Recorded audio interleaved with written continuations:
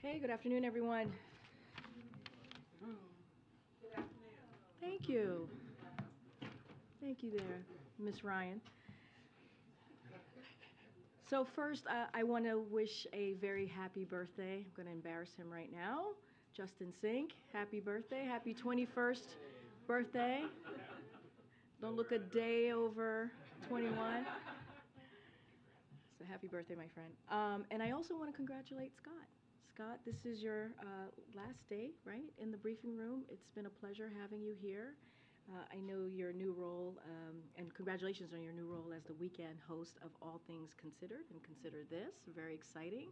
We'll be listening while I'll be looking out for your voice. But today, as I said, is your last day in the briefing room. We will miss you and around here, and we wish you the best in your next chapter. So good. Congratulations, my friend.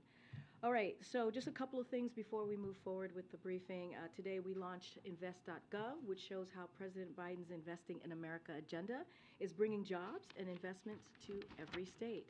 Invest.gov features an interactive map that shows the $470 billion and counting in private sector investments in manufacturing and clean energy mobilized by the president's agenda. It also shows the 32,000 infrastructure projects announced or underway thanks to the president's bipartisan infrastructure law. The president's Investing in America agenda is bringing manufacturing back to America, strengthening America's energy security and supply chains, repairing roads and bridges, delivering clean water, deploying high-speed internet, and so much more. The site breaks this down by state and territory with detailed stats about how the president's agenda is rebuilding infrastructure, spurring investments, creating jobs, and lowering costs. The bipartisan budget agreement the president secured protects these investments that you just heard me speak of.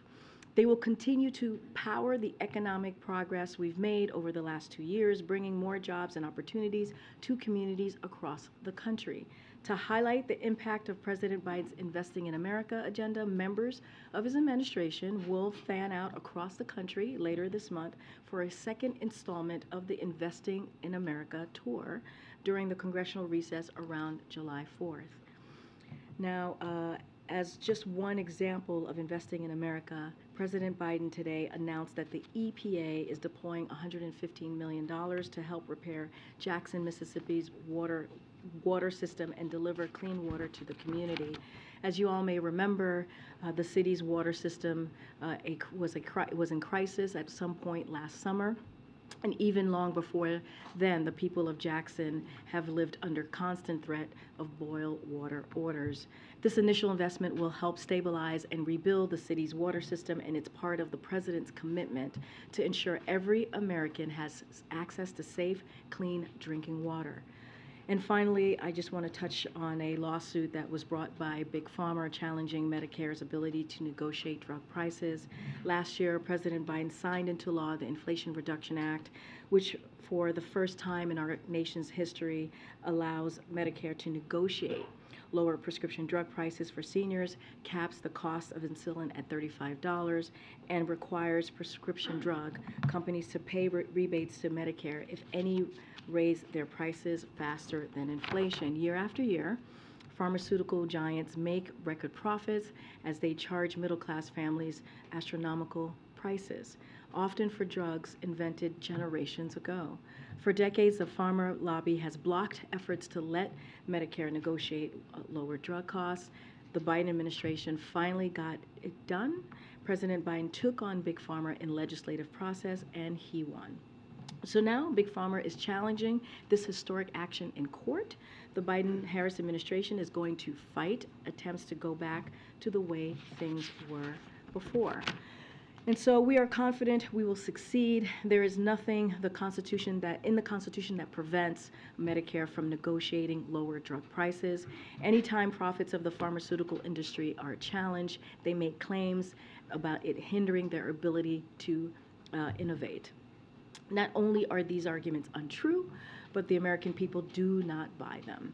So President Biden is going to remain focused on lowering America's health care costs, ensuring the benefits of the law reach the American people. With that, I have my colleague Admiral Kirby is here joining us again today to talk about the news out of Ukraine that you all have been reporting on with the dam explosion, and so to answer some of your questions at the top. So we'll have us join. As you know, we don't have a lot of time because the President's going to be holding his cabinet meeting, so I'm sure Kirby will be as brief as he can and take as many questions as he can. Thanks, Kirby. Yes, ma'am. Hey, everybody. Look, I know there's been a lot of interest in the destruction of the Nova Kakhovka Dam in Ukraine, and I wanted to just take a minute to address it. As you might expect, we've been closely monitoring the impacts of that destruction, which has triggered massive flooding in Ukraine and resulted in the evacuation of, at the very least, thousands of Ukrainians. We know there are casualties, including likely many deaths, though these are early reports and we cannot quantify them right now.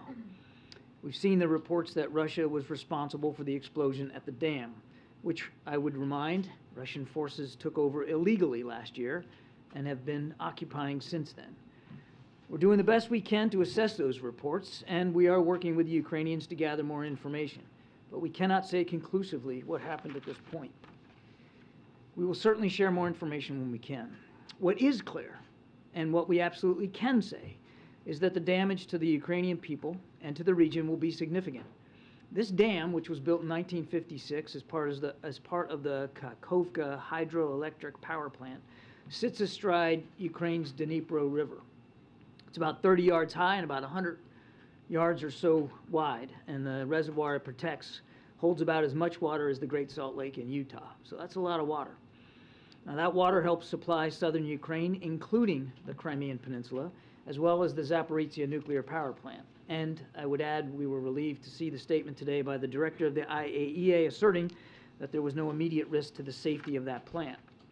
And as I mentioned, the dam also helps power the Kakhovka hydroelectric power plant. So, in addition to loss of life and livelihoods, its destruction could very well have a devastating impact on Ukraine's energy security, and it will certainly have an impact on Ukraine's canal system. So we're in touch, as I said, with Ukrainian authorities on how we can provide assistance to the many Ukrainians who have been displaced and forced to flee their homes for safety. We'll continue to work with humanitarian partners on the ground to supply aid. Russia's unprovoked war in Ukraine has had a devastating impact on the Ukrainian people and brought terrible suffering to them. We will continue to support Ukraine in any way we can, including through military, humanitarian, and economic support. As I said earlier, we'll monitor this as best we can. We'll stay in touch with our Ukrainian counterparts, and as we have more information, we'll certainly provide it to you. What impact do you think the dam's destruction could have on counteroffensive operations? I think it's too soon to know, to be honest with you. Again, I won't speak to Ukrainian military operations in any way whatsoever, but right now the immediate focus is rightly on all the Ukrainians whose lives and towns and villages are affected by this flooding and making sure that they have the aid and assistance that they need. But right now, too soon to assess what kind of impact it's going to have on the battlefield. And one more, the Discord leaks. There's a report in the Washington Post that the U.S. had reports that Ukrainians were planning an attack on the Nord Stream pipeline. Do you have any comment on the intelligence report of that? And there are also suggestions that Russia may have been responsible for that. You know, why was Russia initially, figures pointed at Russia when the U.S. might have had information that Ukrainians were planning this? So I'm certainly not going to engage in a discussion about intelligence matters here from the podium, specifically with regard to that disclosure or any of the other. And in this case, certainly not going to speak to one that the Washington Post even said was not corroborated by U.S. intelligence agencies. Now, I think you know there are 3 countries conducting an investigation of the Nord Stream sabotage, and we called it sabotage at the moment: Germany, Sweden, and Denmark. Those investigations are ongoing. And again, the last thing that we're going to want to do from this podium is get ahead of those investigations. Thanks. John, you just said that you can't say conclusively what happened at this point with regards to the dam. You also did note, though, that the Russian forces have been occupying this dam since last year. So is your assessment at this point that it is more likely than not that Russian forces are responsible for this rather than Ukrainian forces? We haven't made that determination. And have you determined whether this was an intentional act? Again, we're still trying to gather information and talking to the Ukrainians about that. And then thirdly, President Zelensky said that he believes it's impossible to blow up this dam from the outside by shelling, for example. Is that also the U.S.'s assessment that this would have to be done from within? Haven't come to a final conclusion. Thank you. Thanks, Karine. Hi, John. A couple of questions on Iran. Iran launched today a hypersonic ballistic missile that can reach 1,400 kilometers. Your assessment of that and its implication to the region. And second, Senator Risch has been very critical of the administration towards... I'm sorry, who has? Senator Risch. He just actually tweeted, and he said basically that the administration doesn't have a clear policy towards Iran. And just let me just briefly just tell you what he said. He said the Biden administration has been, quote, flat-footed and has failed to articulate a broader Iran strategy, and he's referring to the expiration of the ballistic missile at the UN in October. So how do you... I wonder if he's talked to the Iranians about that, because I don't think that they would respond that we've been flat-footed. I think if anything, the Biden administration has been very clear, very concise, and very firm on pushing back on Iran's destabilizing activities in the region, to include the development of an improving ballistic missile program. I'm not going to talk about these specific reports of this alleged hypersonic missile, but we have laid down very clear sanctions and other activities to push back on what Iran's doing in the region, again, to include their ballistic missile program. So I would not assess that the Iranians would say we've been flat-footed or ignorant of what they're doing in the region. Thanks, Kirby. You mentioned that we're going to evaluate how we can assist Ukraine after the attack on the dam. Speaker McCarthy on the Hill today said that warned against trying to use Ukraine funding to bypass the defense caps that were part of the deal. So to kind of reconcile those into some questions, is there a concern that this dam attack might accelerate the timeline for when the White House needs to go back to Congress for additional Ukraine assistance? Do you have a general sense of what that timeline is? I know that in the past you've said you still have kind of a good amount of funding to work through, and are the Speaker's comments consistent with what you guys kind of understood out of the deal that was broken? So, to level set, we've been grateful for the bipartisan and bicameral support that we've had for Ukraine. We have every expectation that that's going to continue. That's one. Two, we've got enough funds, as I said earlier, to help support Ukraine on the battlefield throughout the rest of this fiscal year. Again, we're just now assessing the damage done by this dam explosion, so it would be imprudent for me to try to speculate as to what impact that might have. It's certainly difficult at this early stage to see that there's going to be an impact on supplemental funding either this year or going forward into next year based on the explosion. But again, we're in the early hours here, and we're going to take a look at this. And we've said before that if we feel like we need to go back to Congress for additional funding for Ukraine, we'll do that. But we'll do that at the appropriate time, and now's not the appropriate time to have that conversation with them. You used the phrase supplemental funding, so is that an indication that you see this as differently from the House Speaker, who is saying now that he wants additional Ukraine funding to come out of... What I'm saying is our focus is on executing the funding we've got this fiscal year and making sure Ukraine can succeed on the battlefield. And we're just not at a decision point to talk about the need for additional funding later on in whatever form that might take. We're grateful for the supplemental funding we got for this fiscal year, terrific support on Capitol Hill. Again, both chambers, both parties, and we fully expect that that will continue. Just a question on the NORAD intercept over the weekend. That plane stopped responding to air traffic controllers 15 minutes after taking off, but it took an hour and a half until F-16s were able to intercept it. Is that okay with you? Do you think that the underlying protocol needs to change here? Yeah, I'm not going to litigate the actual event over the weekend here from the podium. DOD will take a look at the process. Again, as I said yesterday, they responded in a very textbook fashion here, but I also said they'll take a look at this, and if they determine that there might have been a procedure that needed to be done differently, they can speak to that. Two for you, John. First, back on the Nord Stream pipeline, you say there are 3 European investigations underway. Yep. Does the U.S. know when any one of those may be concluded? I'd have to refer you to those 3 countries. Is the U.S. actively investigating No. who did it? Why not? There are 3 European countries that have embarked on independent investigations of this, and we're comfortable in their ability to take a hard look at this and to come up with conclusions. So there's this gas pipeline situation, there's the drone attack in Moscow a few weeks ago, there's the missile attacks into Moscow. Is it fair to say Ukraine itself may be doing a lot more of these more brazen things than the U.S. is willing to admit? I'll let Ukraine speak to their activities. What I can tell you, Ed, we've said it before, we don't support attacks inside Russia, and we don't encourage or enable Ukraine to be able to do that. We've made those concerns known to Ukrainian officials, certainly privately, absolutely publicly, and we've received assurances in return. On the other issue I wanted to ask about, does the Biden administration have any concern with a major U.S. sports league getting into business with the Saudi Public Investment Fund? I think we'll let the Saudi government speak to that. Does it seem believable to you that Russia would destroy a dam and flood ethnic Russian villages and cut off a water supply to Crimea? I mean, that doesn't seem logical. It seems about as logical as blowing up one's own pipeline, doesn't it? We've come to no conclusions on this. We're working with the Ukrainians. We'll try to get as much information as we can. Okay, I have one more question. French and German leaders have called for new elections in Kosovo, given the low voter turnout. It's causing a lot of tension. What's the U.S. position on that? I think we'll have to get back to you. I'd refer you to the State Department, but I'm happy to take that question back. I mean, obviously, we support free and fair elections everywhere they're held, but I don't have anything specific on that. Another question, this time on Africa. Is the president still on tap to go to the continent later this year? I don't have anything on the calendar, April, but the president is absolutely intent on visiting Africa, as he said he would, and I don't have a trip scheduled to speak to right now. It is still planned to happen? He still intends to visit the continent, absolutely.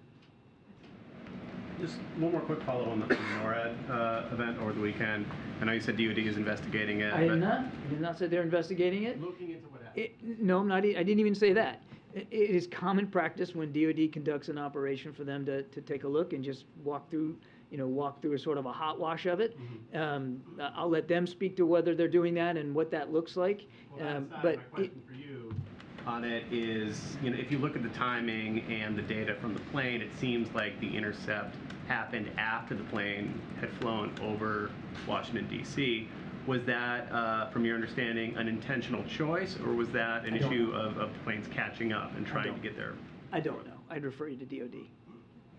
John, on the dam explosion specifically, can you just speak to the president's engagement on this when he was briefed? And is one of the steps here that he is ordering the declassification of some of the information that would help be able to reveal publicly who the U.S. suspects was behind this? The president was certainly kept informed of the event earlier this morning. I don't have the TikTok for you on that, and I know of no decision to downgrade anything at this point. And then separately on, we understand Secretary Blinken will be traveling to China in the coming weeks after, of course, the visit that was canceled earlier this year. Can you speak to the U.S. officials who were there in the last couple of days, what role they may have played in trying to finalize this trip that had been tried to be rescheduled? Certainly one of the purposes of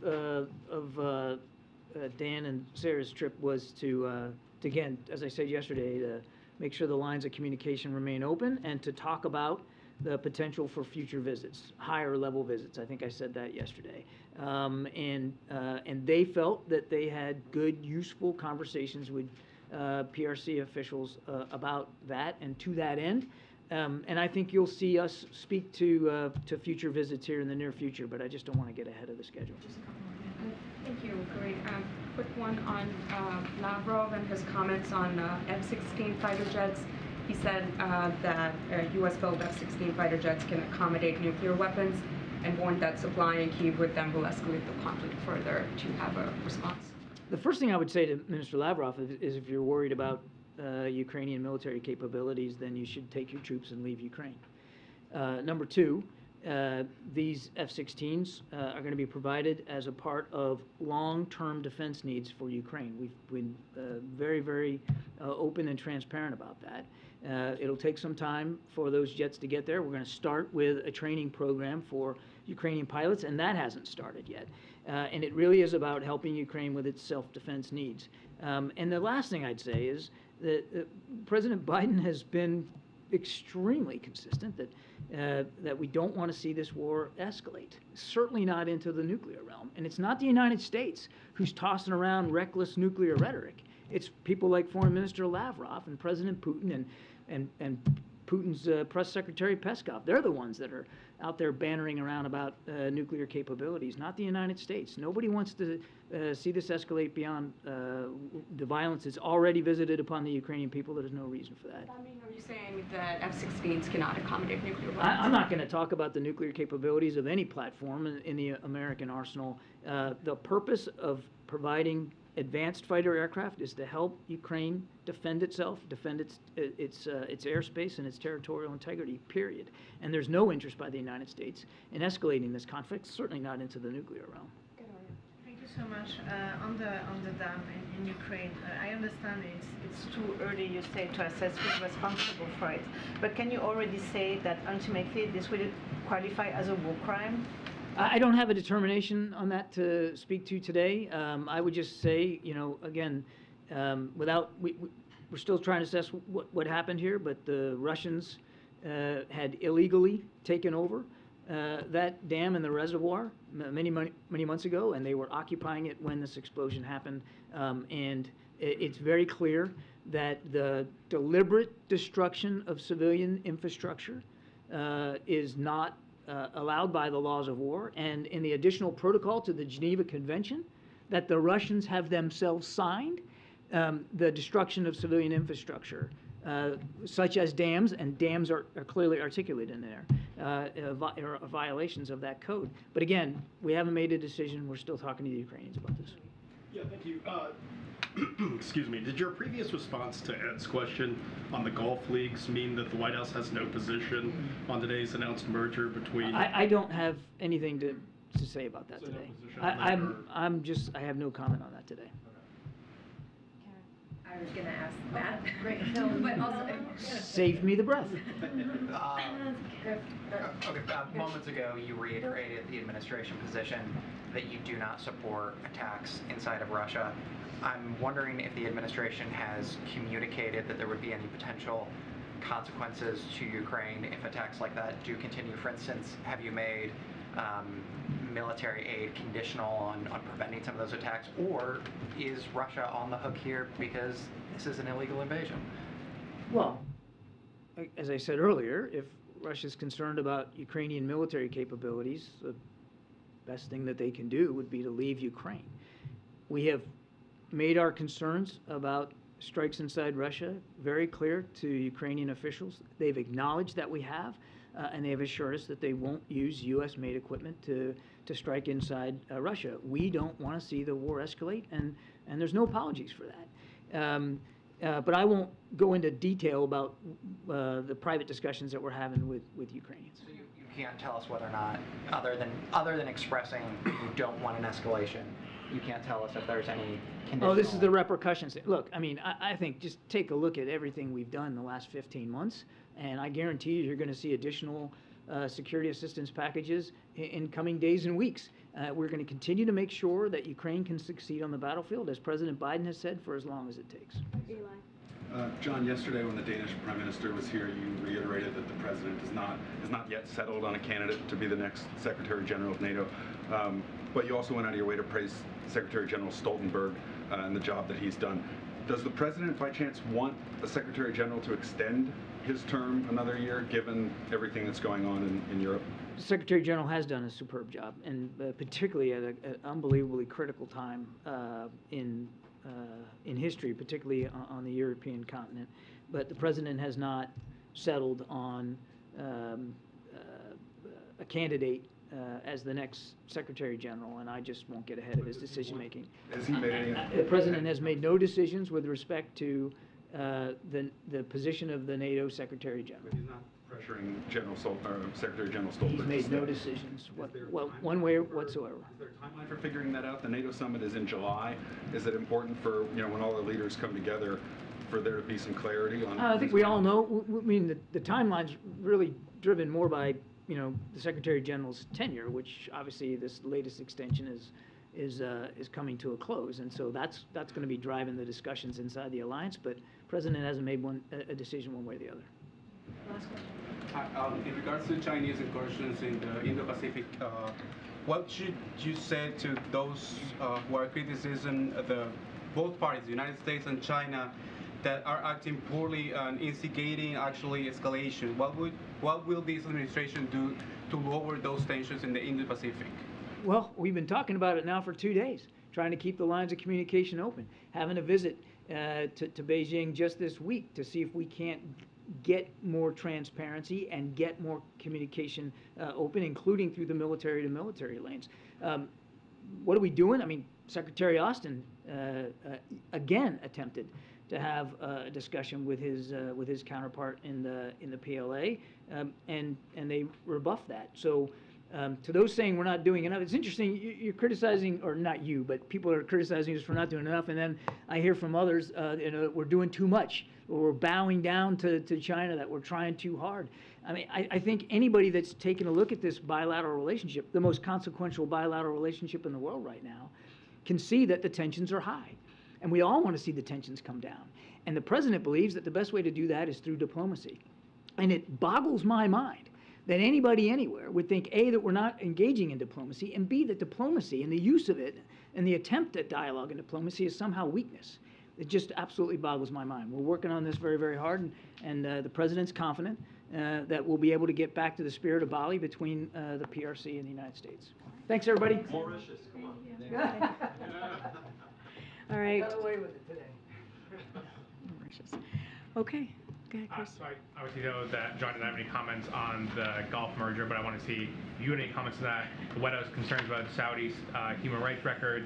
Now you have a merger between an American PGA and the Saudi-backed Libtor.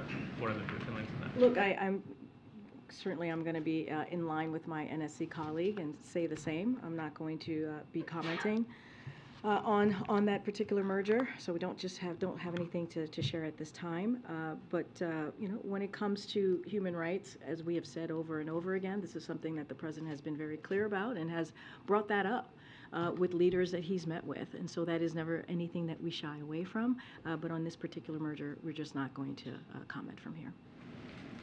Just one small thing, because I don't think Kirby mentioned this specifically. Has the president spoken to President Zelensky about the explosion at the dam, or do they have a plan to talk today? I mean, I know they talk frequently. Yeah, I was going to say, as you know, they talk frequently. We talk to their team pretty frequently, especially over the last 15 months. Don't have a call to read out with President Zelensky that the president would have had. Just don't have anything at this time to share. Just on the Merck lawsuit, Karine, I know you said that the administration is confident that it will succeed in the courts, but as it plays out in the courts, how concerned are you about the impact that this will have on President Biden's efforts to lower drug prices?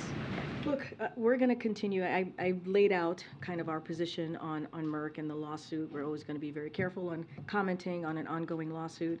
But I will say that we're going to continue. It's not going to stop the president from continuing to lower prices for Americans, especially healthcare costs, as we've seen him do with the Inflation Reduction Act, which is a historic piece of legislation as we talk about, making sure that we are lowering costs for Americans, making sure that insulin's at $35. That's something that came out for seniors. That's something that came out of that piece of legislation. So we are just going to continue to do the work.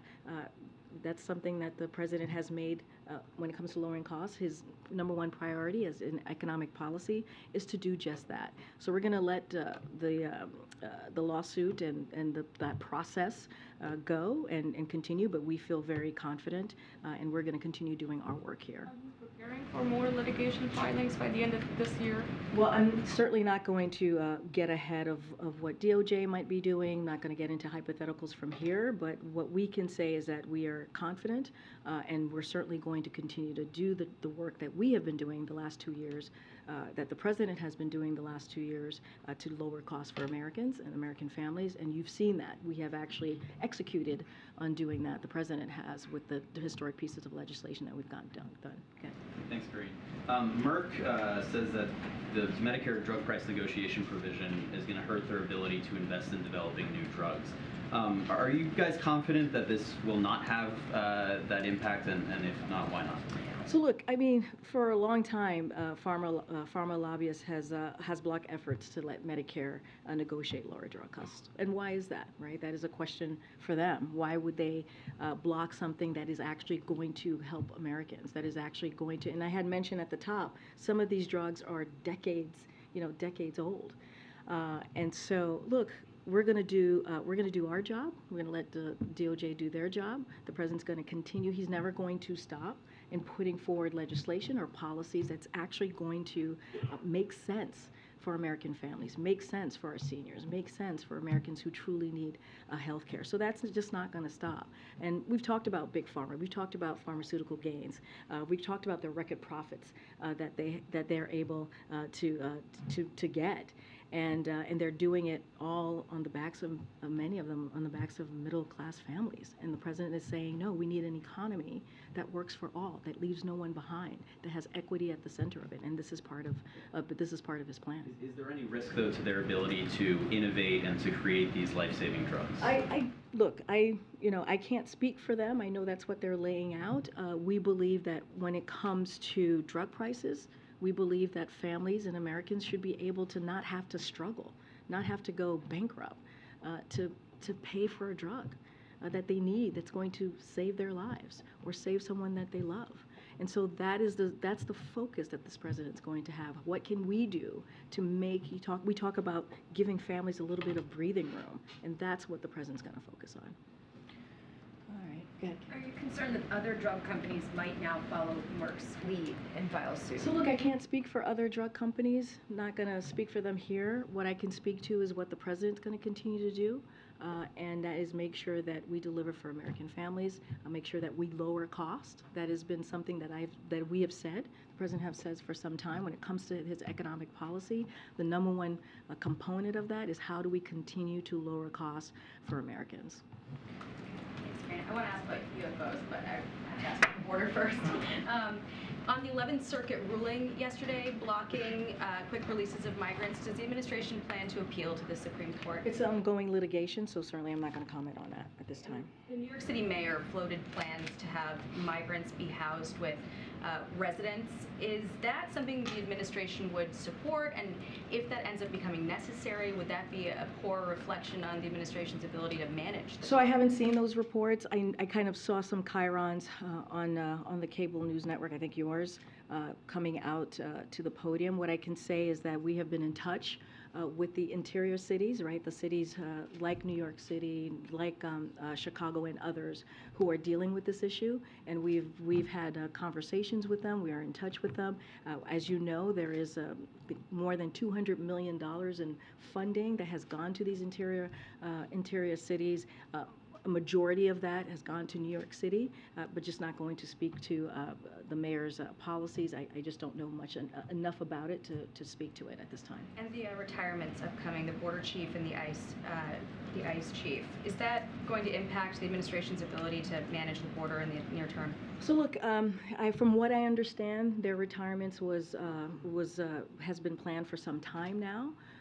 And so just going to leave that piece to them, and certainly they can speak to their retirement. What I can speak to is what we have seen these past couple of weeks since Title 42 has been lifted. We've seen legal migration go down significantly, and that's because of the plan that this president has put forward. You think about diplomacy, you think about deterrence, you think about making sure that we're expanding legal pathways.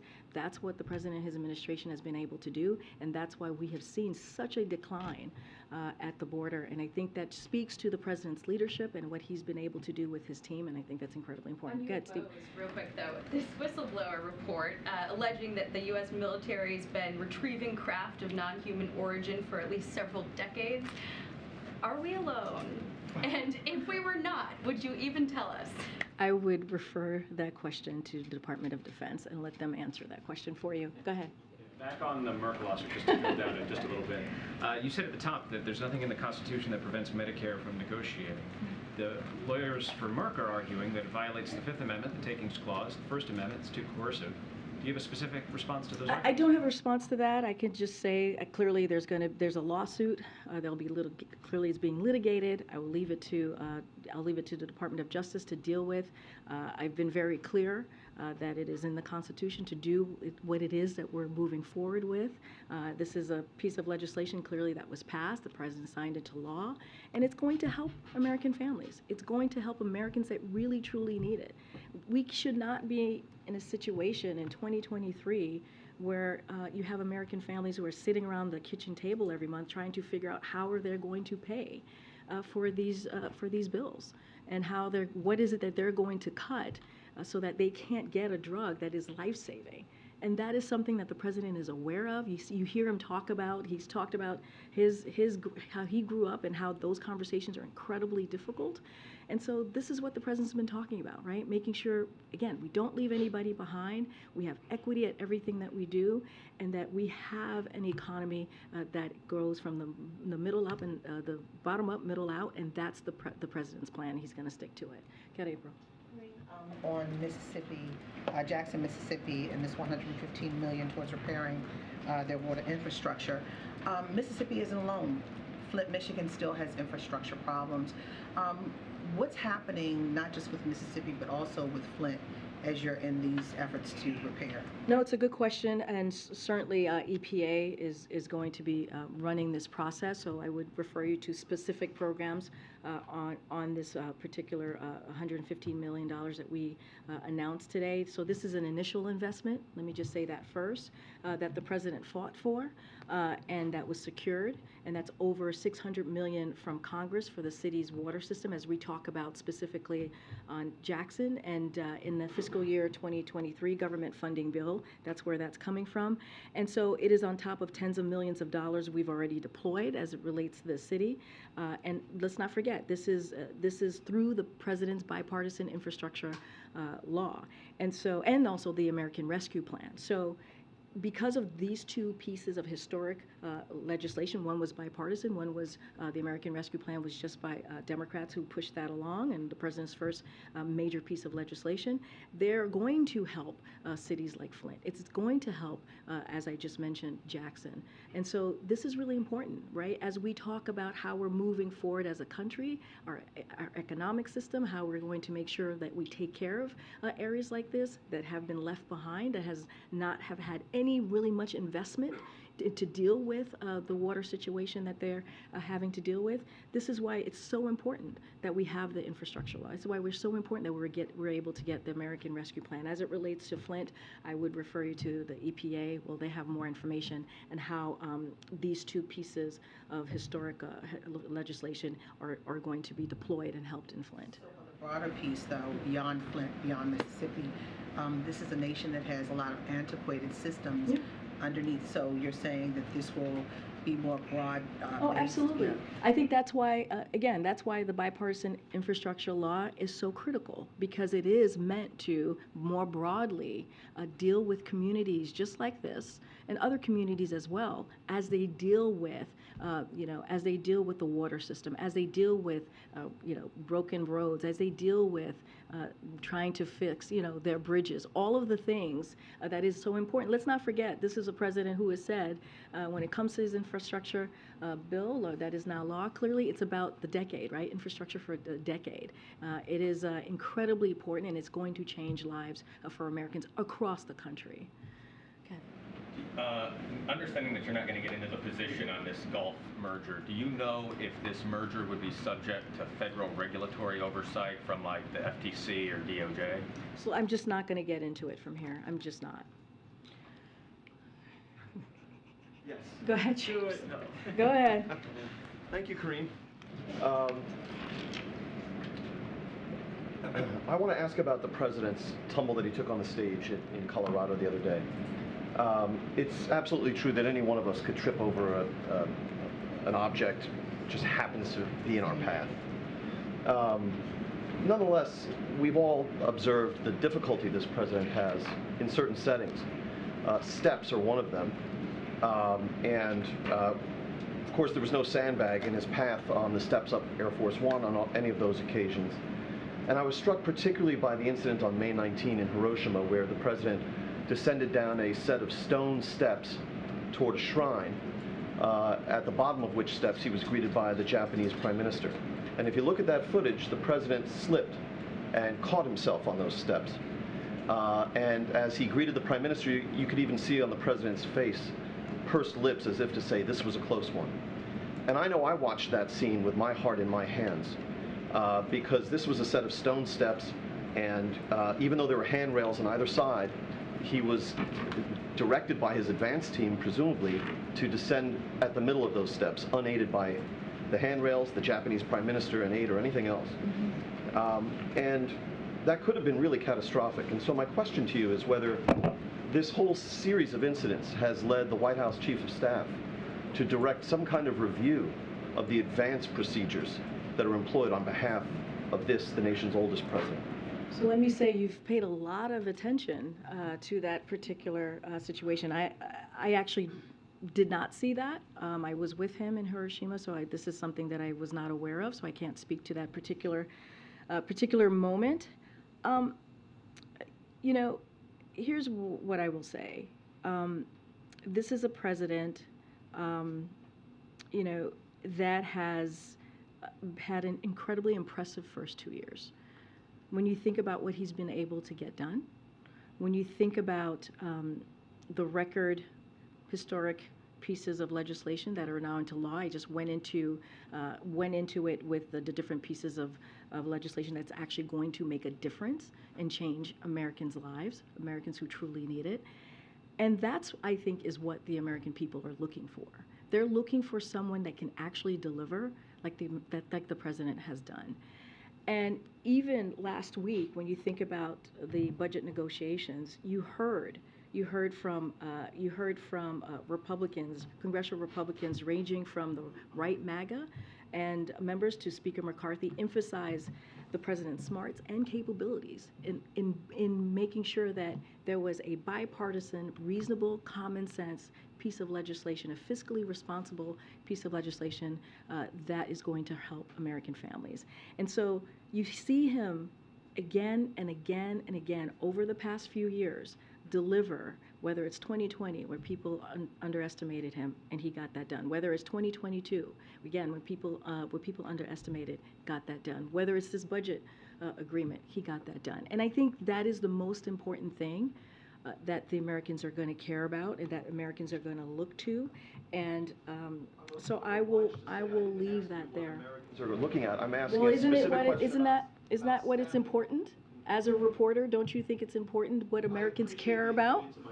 But my question was... I'm just saying that is something that Americans want. Isn't that not true, that they have a leader that's going to deliver for them? Your proposition may or may not be true, but it's not responsive to my question. I think it's very true. You're asking, no, I know what your question is. You're asking me if we're going to change anything from here, if the Chief of Staff has asked for to change anything from here. And here's the thing. We are not. Things happen. Other presidents have had similar situations, as you know, and I'm sure you reported on the last president who's had a similar situation. And so look, things happen. This is a president that delivers and will continue to deliver for the American people, and that's what he cares about. I'll see you guys tomorrow. Thank you. You have to stop the dissimulation against me. You have to stop the dissimulation.